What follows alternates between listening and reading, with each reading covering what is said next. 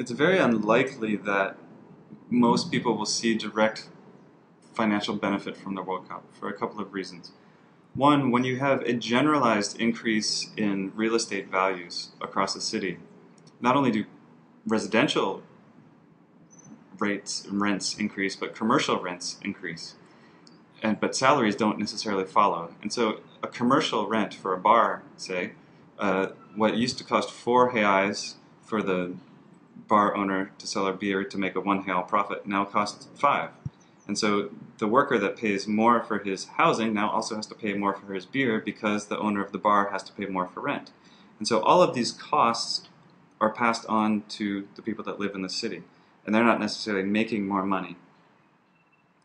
Especially people who work in the informal economy, they will likely suffer the most, because what mega events do is to channel all spending and all funding into formal avenues of economic production and reproduction. And so if you're not associated with a tourist service or a van driver, you're unlikely to get contracts for driving people around the city. Taxi drivers in Rio de Janeiro do not expect to make more money because of the World Cup. They will have perhaps drive shorter distances, they will have maybe more routes in a short period of time, but their costs have also increased.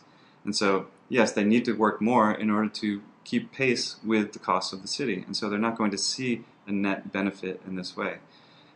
Similarly, with the arrival of UPP in a lot of favelas, you've seen increased economic activity. Those who are benefiting from this economic activity were those who were already in a position to benefit from it. So that is to say, if you had 2 or 3 apartments that you owned before UPP, you can then rent those out at higher rates, or you can sell them to foreign investors for more and then move somewhere else. But let's take, for example, someone in a middle-class family that lives in Flamengo that saw that the value of their apartment go from 200,000 to 300,000 in 2 or 3 years. In order for them to benefit from the valorization of their apartment, they would have to sell their apartment at that higher value and then move to another apartment. But all the other apartments have also increased in value, and so they will only be able to move laterally.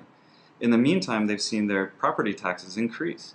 And so the valorization of this property does not bring necessarily direct benefit to them unless they're willing to move and then go to a poorer neighborhood.